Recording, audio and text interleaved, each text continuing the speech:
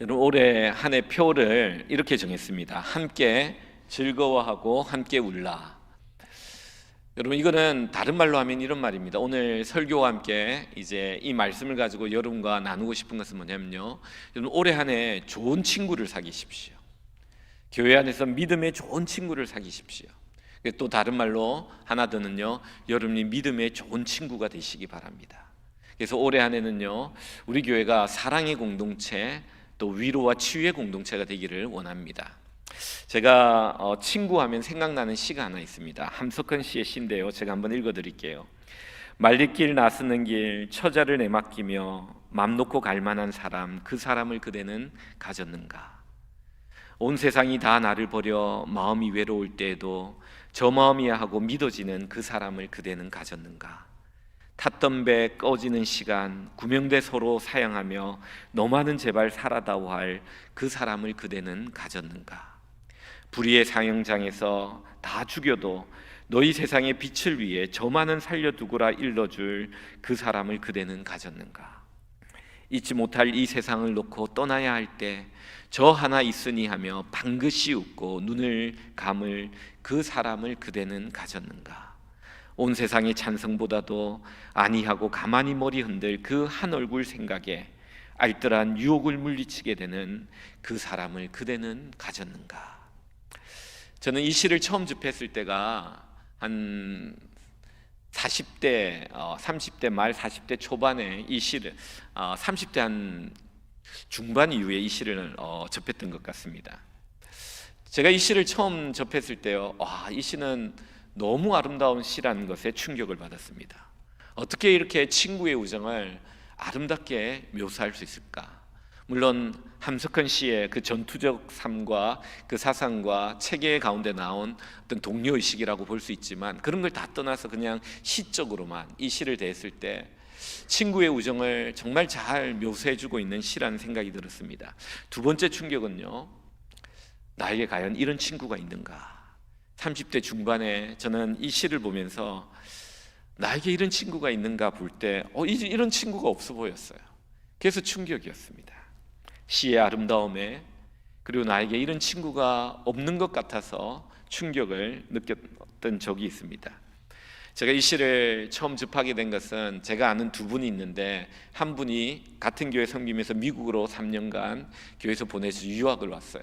근데 그 교회에서 사역하고 있는 이 같은 동력자가 미국에 간 친구를 추억하며 빨리 돌아오기를 기대하며 이 시를 인용해가지고 자기의 그 어떤 홈페이지나 이런 페이스북에 올렸더라고요. 제가 그걸 보면서 참 부러웠어요. 어떻게 이렇게 아름다운 동력자 의식을 가지고 이렇게 좋은 친구의 우정을 가진 사역자의 모습을 보고 너무 부러웠습니다.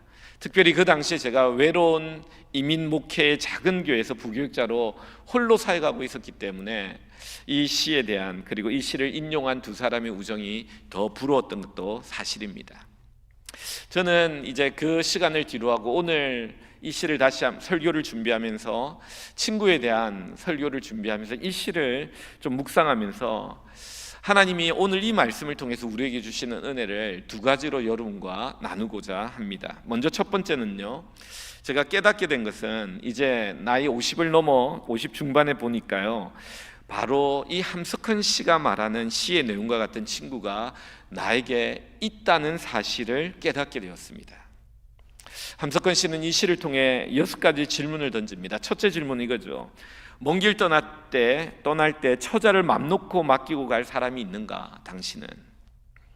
제가 처음에 미국에 유학 올 때 있잖아요, 유학의 길이 한번 막히고 그 다음에 어떻게 했냐면요, 제가 나 혼자라도 미국에 와서 짧게 공부를 하고 가야겠다 생각하고 아내와 가족의 허락을 받고 제 가족의 처자식을 맡기고, 그때는 딸이 둘밖에 없었을 때였어요. 셋째가 없을 때 말씀을 드리니까 부모님께서는 맡기고 갔다 오라 그러시더라고요. 그래서 제가 열심히 유학을 준비해가지고 혼자 한 2년 정도 먼저 가야겠다 생각하고 열심히 준비했을 때가 있습니다. 물론 그렇게 하지는 않았습니다. 근데 그때 부모님께서는 흔쾌히 처자식을 맡기고 가라 그러시더라고요. 그런 가족이 있었더라고요. 두 번째 질문입니다. 온 세상이 다 나를 보려 내 마음이 외로울 때 저맘이하고 믿어줄 그 사람을 가졌는가? 제가 시카고에서 목회할 때 그 시카고 교회 분쟁으로 참 힘들었습니다. 그런데 그 분쟁 가운데 제 마음을 이해하고 알아주는 몇몇 되는 안 되는 성도님들이 계셨어요. 정말 지금도 잊혀지지 않는 고마운 분들이에요. 개인적으로 지지와 사랑을 주신, 그래서 그 힘든 시간에 적잖지 않은 힘을 얻고 그 어려움을 잘 극복할 수 있었습니다. 정말 고맙고 감사한 분들이었어요. 세 번째는요, 오늘 질문을 보면은 탔던 배 꺼지는 순간 구명대를 서로 사양하며 너만은 제발 살아다고 할 그 사람을 가졌는가? 이 장면은 좀 힘들어지는 거예요. 이 질문 앞에서는 이런 친구 갖기가 쉽지 않아요. 여러분 타이타닉 장면 기억나십니까? 그 자신의 구명조끼를 양보한 채 물속으로 서서히 사라져가는 아름다운 장면 여러분 기억나실 겁니다. 제가 그 장면을 보면서 그리고 그 장면이 떠올려지면서 아내에게 이렇게 말했습니다. 여보, 내가 이런 상황이 되면 내 구명조끼를 여보한테 양보할 테니까 여보 제발 나 대신 오래 살면서 아이들을 잘 챙겨주오, 이렇게 말을 한번 했던 적이 있습니다. 그러자 아내가 그러더라고요. 여보 아니야, 내가 오래 사는 것보다 당신이 오래 사는 게 좋을 것 같아, 내가 구명조끼 양보할게, 이러더라고요. 물론 제가 양보해야죠. 그걸 어떻게 제가 받아야 이렇게 살 수 있겠습니까? 그런데 그 말을 들으니까 기분이 좋더라고요. 아내가 이런 말이라도 해주니까 너무 기분이 좋았습니다. 네 번째 질문입니다. 불의의 사형장에서 다 죽여도 너희 세상 빛을 위해 저만은 살려두라 일러줄 사람 그대를 가졌는가? 저는 착각일 수 있지만 조심스럽게 한번 생각해봐요. 만약에 이런 일들이 벌어져 가지고 이 교회가 어려움을 겪고 막 이럴 때 성도님 중에 한 분 정도, 우리 교회 많은 성도님 중에 한 분 정도, 목사님은 세상의 빛을 위해 제발 살려두라고 말할 성도 한 분 정도는 있지 않을까, 이런 생각을 설교 준비하면서 한번 해봤습니다. 물론 그런 상황이 되면 제가 제일 먼저 순교해야죠. 그러나 이 아름다운 사랑의 성도들과의 관계 가운데 그런 신뢰와 그런 마음에 눈빛을 주는 성도님 한 분 정도는 저는 있다는 생각을 해보았습니다. 또 다섯 번째 질문입니다. 잊지 못할 이 세상에 놓고 갈 때 저 하나 있으면 저 하나 있으니 하며 방긋이 웃고 갈 그 사람을 그대는 가졌는가? 이 질문에는요, 제 자신을 물어보면은 좀 자신이 없지만 반대로 한번 생각해 봤어요. 내가 만약 죽음의 시간이 온다면은 우리 자녀들을 보면서 내가 저 녀석들이 있으니까 방긋이 웃으며 눈을 감을 수 있을 것 같다라는 생각이 들어요. 우리 모든 부모님의 마음이라고 생각됩니다. 뭔가 자녀들이 많은 성취를 해서 그런 게 아니라 내가 믿는 하나님을 그 마음에 주었고 내가 그들을 사랑했고 그 사랑을 그들이 알고 있다면은 내 인생은 헛되지 않다라고 생각하면서 우리는 우리의 자녀들을 바라보며 방긋이 웃고 갈 수 있지 않을까, 그런 생각을 해보았습니다. 마지막 여섯 번째입니다. 온 세상의 찬성보다 아니하고 가만히 머리 흔들 그 한 사람 얼굴 생각하며 알뜰한 유혹을 물리치게 될 그 사람을 그대는 가졌는가? 여러분 이 질문을 생각하니까 한 명이 있더라고요. 이건 좀 유머스럽게 해학적으로 좀 생각을 해봤어요. 제가 이번 주 중에 어떤 장로님하고 좀 만나 이야기한 시간이 있었는데 어떤 이야기를 하다가 이런 이야기를 했어요. 어떤 이야기를 했냐면은 장로님, 하나님 다음으로 무서워하고 두려운 존재가 있다면 그 사람은 바로 부인입니다. 그러니까 그분도 동의하시더라고요. 그래야 목사님 가정이 평안합니다. 그러면서 매우 강하게 동의하시더라고요.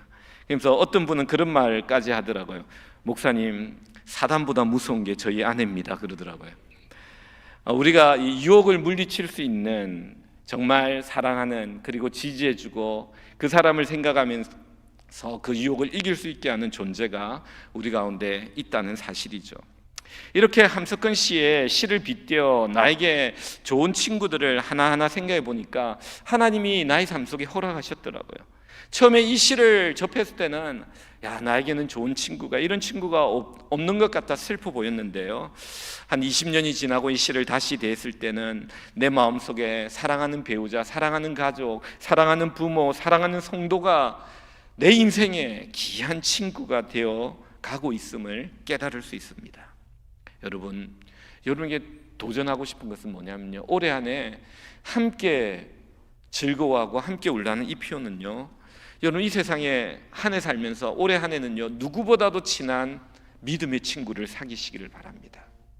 정말 한 해 동안 여러분이 그런 믿음의 친구를 사귀시고 여러분이 그런 믿음의 친구가 되시는 한 해가 되시기 바랍니다. 올해 제 이 표를 정한 목적이 바로 여기에 있습니다. 그런데 여기에 우리가 한 가지 더 생각해야 될 게 있습니다. 그것은 뭐냐면은 나에게 허락한 많은 수많은 친구들 중에 가장 좋은 친구 한 분이 더 있다는 사실입니다. 아니, 이분이 모든 친구들보다 가장 뛰어난 우리의 친구입니다. 그분은 누구냐? 바로 예수님이십니다. 예수님은 요한복음 15장 13절에 이렇게 말씀하십니다. 여러분 기억하십시오. 요한복음 15장 13절이에요. 사람이 친구를 위하여 목숨을 버리면 이보다 더 큰 사랑이 없나니 나는 너희를 위해 목숨을 버리니 나는 너희들의 친구다. 너희들이 나의 행한 대로 행하면 너희들은 나의 친구가 될 것이다 라고 말씀하십니다.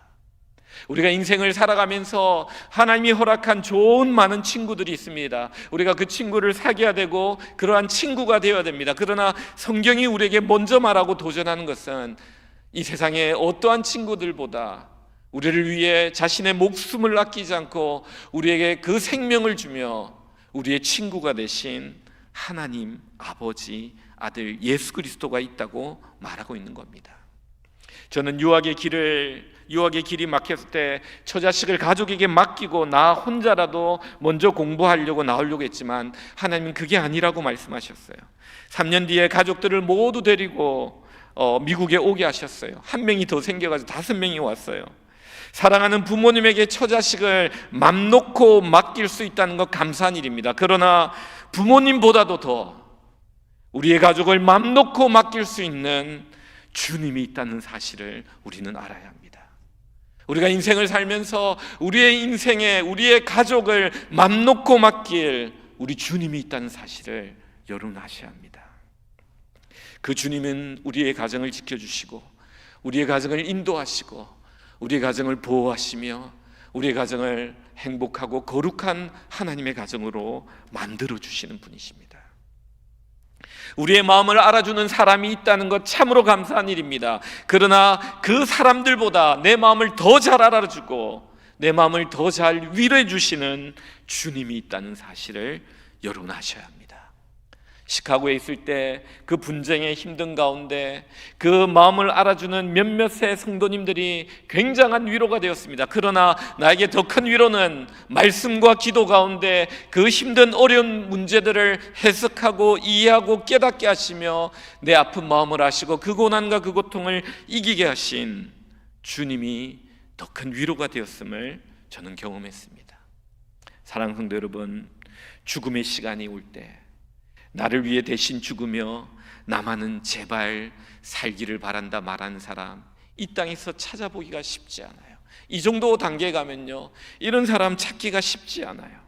그런데 우리 예수 그리스도께서는 십자가에 죽으시면서 우리를 대신해서 내가 죽어야 되는데 나를 위해 나를 대신해서 저 십자가에 죽으시면서 뭐라고 말씀하시냐면 이제 내가 너를 위해 죽으니 너는 이제 나를 위해 살라, 나를 위해 거룩히 살라라고 말씀하시는 것이 우리가 저 십자가를 바라볼 때마다 주님의 음성이 우리의 귓가에 들린다는 사실입니다.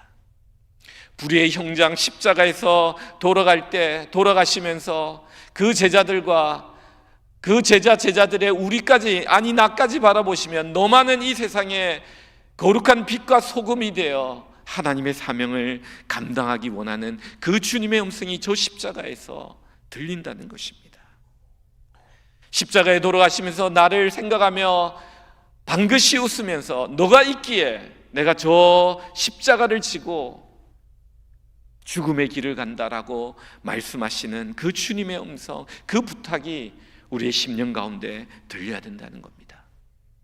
이 세상 살아갈 때 많은 유혹이 있지만 나를 위해 죽으신, 그리고 나에 대한 이런 거룩한 기대감을 가지신 그 주님을 생각할 때마다 우리에게 오는 그 유혹을 알뜰히 이길 수 있는 그 힘이 바로 우리 주님으로부터 나올 수 있다는 것입니다. 요한복음 15장 13절 제가 다시 읽어드립니다. 여러분 기억하십시오. 사람이 친구를 위하여 자기 목숨을 버리면 이보다 더 큰 사랑이 없나니 너희는 내가 명하는 대로 행하면 곧 나의 친구라. 이제부터 너희를 종이라 하지 아니하리니 종은 주인이 하는 것을 알지 못함이라. 너희를 친구라 하였노니 내가 내 아버지께 들은 것을 다 너희에게 알게 하였음이라. 주님은 제자들에게 하나님의 모든 것들을 다 알게 하시고 이것들을 행하라, 그러면 너희들이 나의 친구가 될 것이다 라고 말씀하고 있는 거예요. 이것은 제자들에게 하는 말이 아니라 오늘 이 시대를 살아가는 우리들에게도, 오늘 이 시간에 나에게도 동일하게 하시는 말씀입니다. 나는 너희를 위하여 죽었노라. 너희들은 이제 종일하지 않고 하나님의 일들을, 아버지의 일들을 다 알게 할 것이, 이것을 행하라. 너희들은 나의 친구니라. 여러분, 이 세상에 많은 좋은 친구를 사귀십시오. 그러나 가장 중요한 친구는, 가장 우리가 붙들고 깊이 교제하고 반드시 모셔야 될 친구는 예수님이란 사실을 꼭 기억하십시오. 나를 위해 죽으신 그분, 나에 대한 거룩한 기대와 소망을 가지고 계신 그 주님, 이 세상을 소금과 빛으로 거룩하게 살기 원하는 그 주님, 예수님이 하나님의 모든 일들을 알려주셨고 이 성경을 통해서 알려주신 그 일을 행함으로 진정한 예수 그리스도의 친구가 되기 원하시는 그 주님, 여러분 그 주님 앞에 우리는 올해 이런 고백을 드려야 됩니다. 예, 주님, 주님이 나의 친구십니다. 주님이 나를 위해 죽으신 가장 좋은 친구십니다. 이제는 주님이 명령하신 대로 행함으로 말미암아 올해 안에는 주님의 친구가 되게 하여 주시옵소서. 주님께 더 가까이 가는 친구가 되게 하여 주시옵소서. 이런 고백을 드리는 한 해가 되시기를 주님의 이름으로 축원드립니다. 두 번째는요, 성경은 이렇게 말합니다. 주님은 우리의 친구가 되실 뿐만 아니라 또 우리에게 명령하시기를 너희들은 세상의 친구가 되라고 말합니다. 너는 세상에 나가 너희 이웃의 친구가 되라고 말합니다. 예수님처럼 친구가 되라고 말합니다. 그 방법을 오늘 이 본문을 통해서 성경은 말해줍니다. 우리가 어떻게 세상의 친구가 될 수 있느냐? 여러분, 첫째, 오늘 로마서 12장 15절을 한번 볼까요? 요한복음 15장 13절, 거꾸로 하면 되죠. 이제 우리가 또 두 번째 봐야 될 것은 로마서 12장 15절입니다. 우리 같이 한번 읽어보겠습니다. 시작.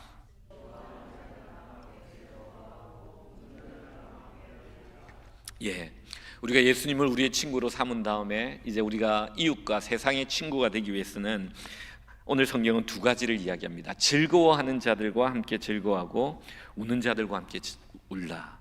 그러면 성경에서 교제를 뜻하는 코이노니아의 뜻은요, 이 헬라의 뜻은 뭐냐면은 상대방의 삶에 적극적으로 참여한다, 이런 뜻이 있어요.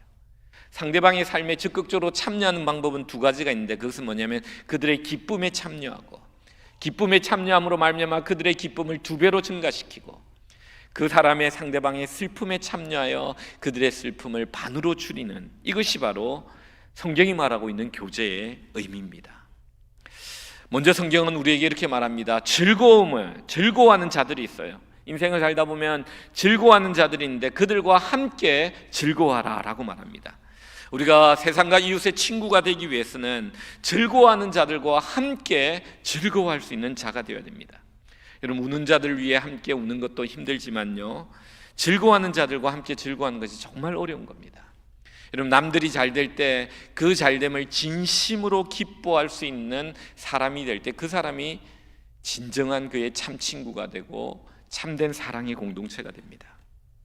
여러분, 우리에게 이런 일이 있을 수 있습니다. 우리 아이는 원하는 대학에 가지 못했어요. 근데 내 친구 아들은요, 대학에 합격했습니다. 그것도 아주 좋은 대학에 합격했습니다. 그 친구는 나의 눈치를 보며 아들이 대학에 합격한 것을 말하지 못합니다. 바로 그 순간 내가 그 친구를 찾아가 축하해 줄 수 있을까요? 비록 나의 아이는 합격하지 못했고 남의 아이가 합격했지만 그 남의 아이, 내 친구의 아이의 합격을 진심으로 기뻐하며 축하해 줄 수 있을까요? 정말 이게 어려운 거예요. 너 정말 어려운 시험 잘 통과했구나 하면서 칭찬하며 정말 순전하고 깨끗한 마음으로 그의 기쁨에 동참하여 그를 축하해 줄 수 있습니까? 이것이 바로 참된 친구요, 참된 그리스도인이요, 성도가 살아가야 될 삶의 모습이라고 말합니다. 이 로마서 12장 9절에 보면요, 거짓 없는 사랑이 나오는데 이게 바로 거짓 없는 사랑이라고 말합니다. 내 아들은 재수를 하고요, 삼수를 합니다.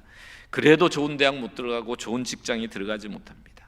근데 나의 친구는 너무 잘 돼요.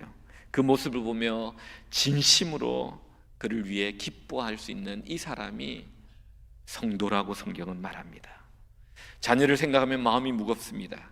그러나 다른 자녀의 잘됨을 보며 나의 자녀의 잘됨과 같이 기뻐하는 이 마음, 그래서 복을 빌어주고 축하를 해주는 이 마음, 여러분 이 마음을 가질 때 바로 이 마음이 예수 그리스도의 마음이요, 세상의 친구가 되는, 우리 이웃의 친구가 되는 마음이라고 말합니다.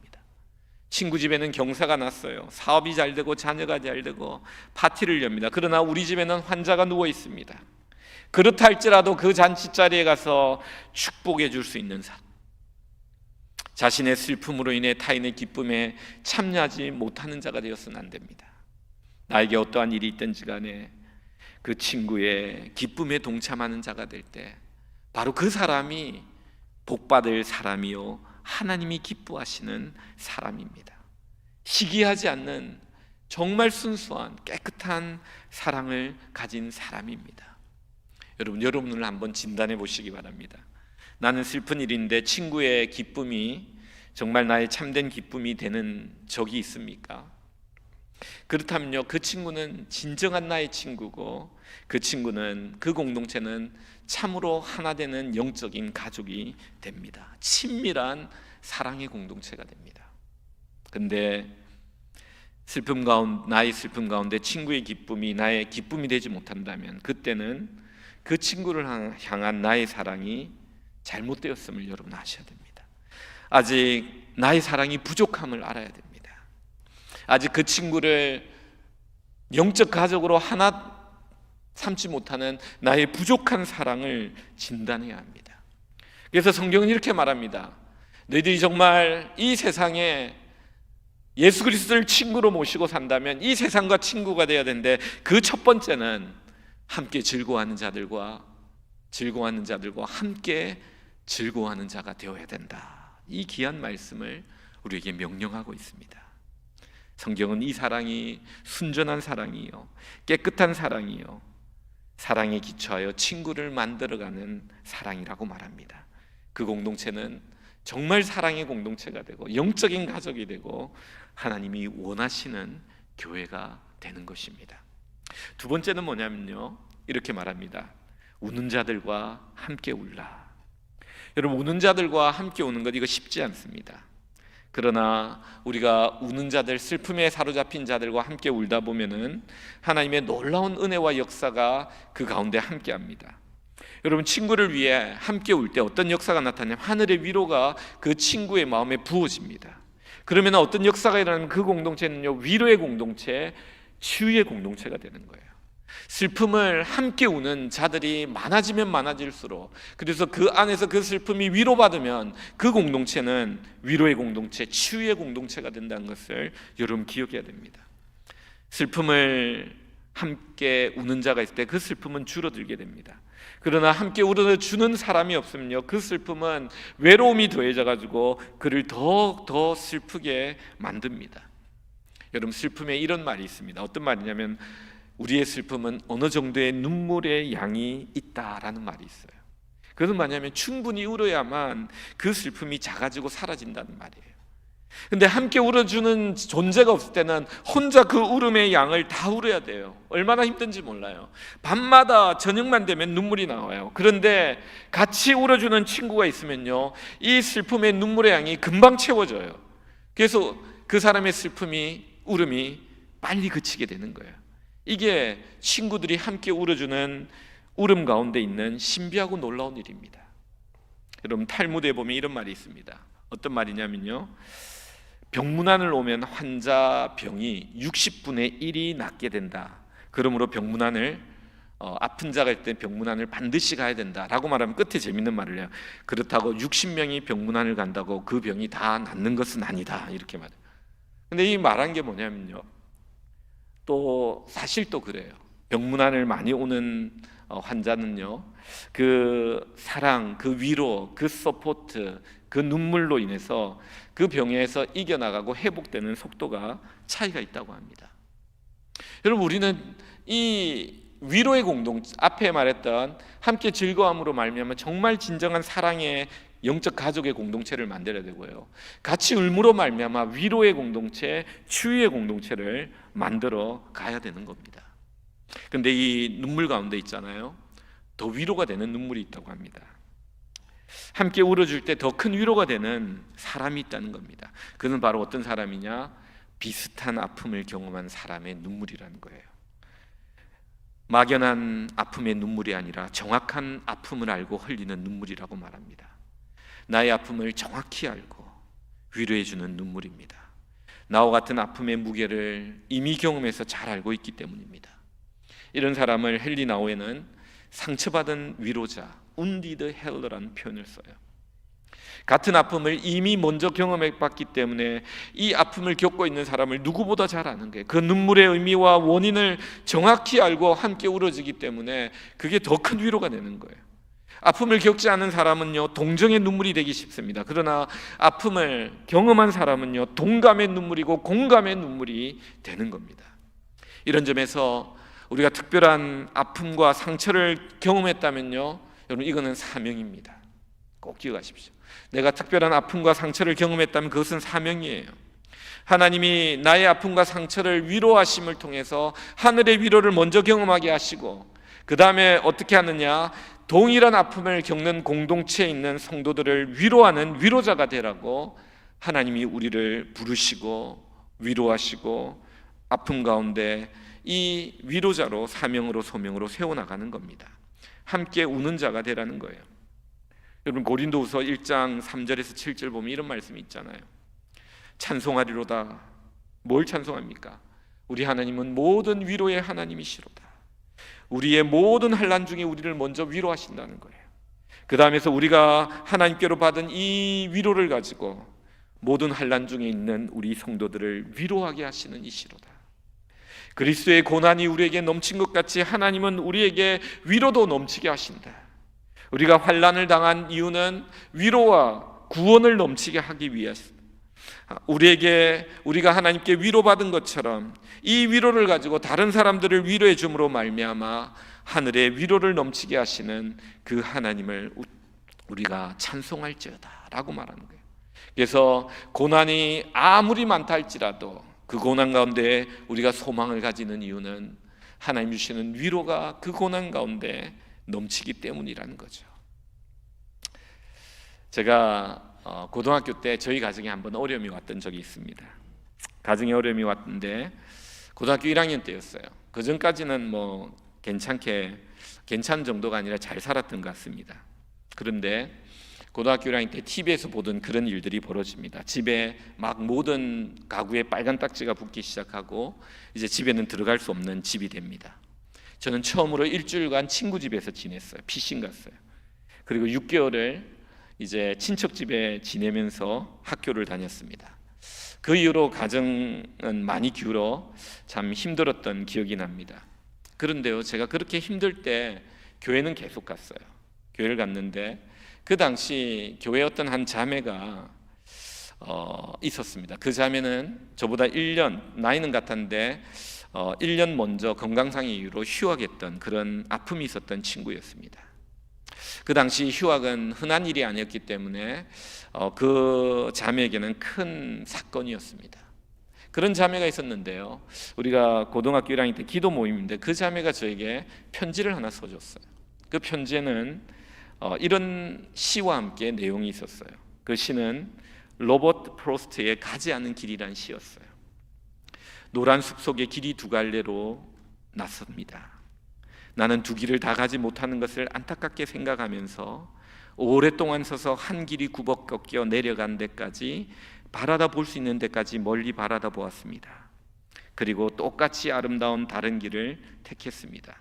그 길에는 풀이 더 있고 사람이 그런 자취가 적어 아마 더 걸어야 될 길이라고 나는 생각했습니다.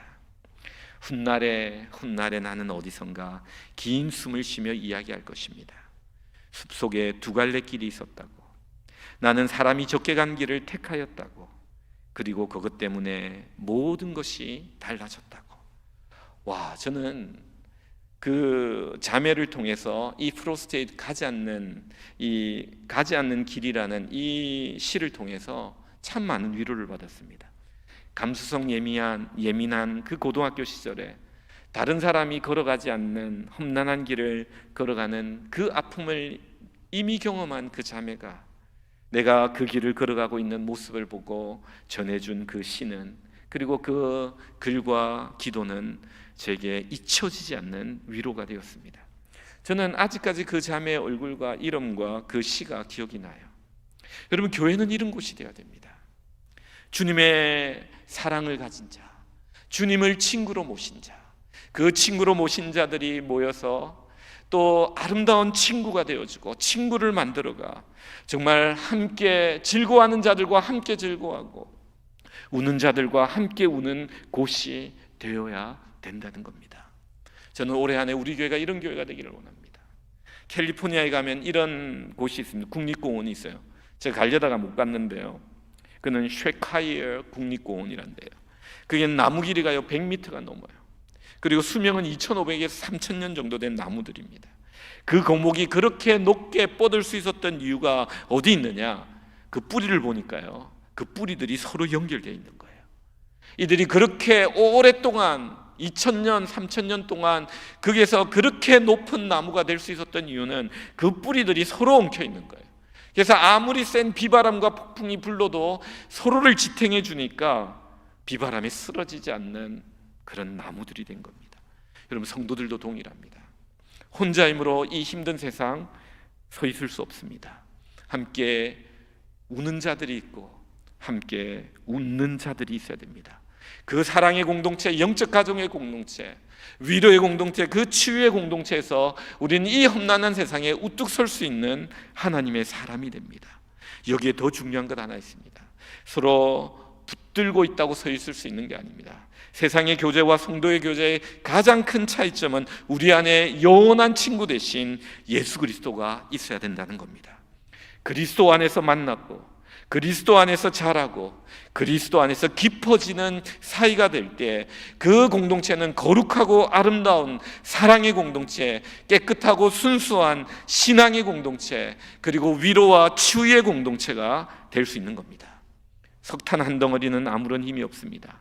그러나 그 한 덩어리가 서로 모일 때 이 추운 겨울의 추위를 물리칠 수 있는 불덩어리가 되는 것입니다. 혼자 신앙생활하지 마시기 바랍니다.